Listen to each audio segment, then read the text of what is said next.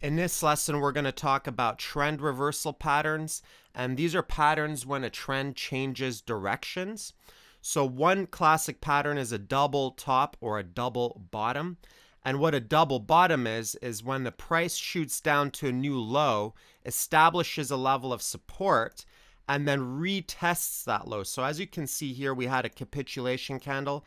And as mentioned before, this is where bag holders simply give up and they let go. And usually that signals the bottom or reversal. But oftentimes you need to have a retest and a shakeout. So as you can see here, we hit that same level of support. And the second test or shakeout on a double bottom is considered a springboard, right? Retests, it bounces, and then it breaks out into new highs. And now the same could be applied to double tops, right? On the larger trend, as we can see here, we established a new all-time high resistance.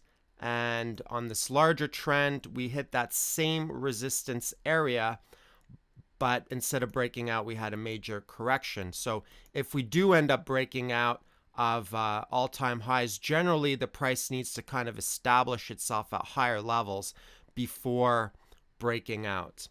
And so that's double tops and double bottoms. I'll show you another classic pattern called a head and shoulders pattern. So you could have a head and shoulders or an inverse head and shoulders. And I usually like to look at the daily candles for these patterns because it shows larger trends.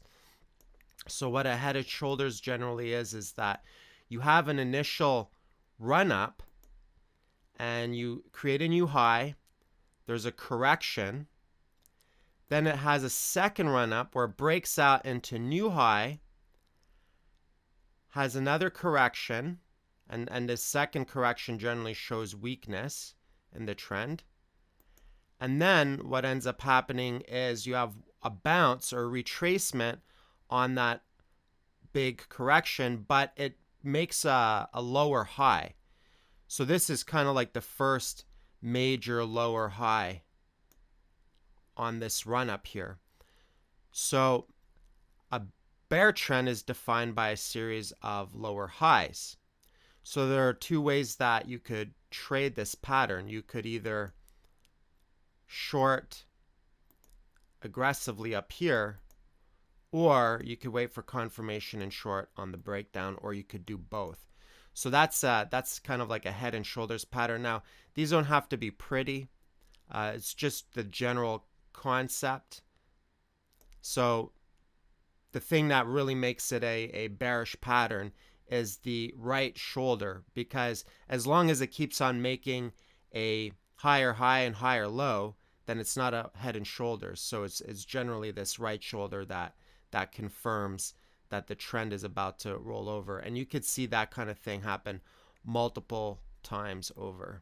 And you can apply the same thing in reverse as well. So that's it for reversal patterns. See you in the next lesson. Cheers.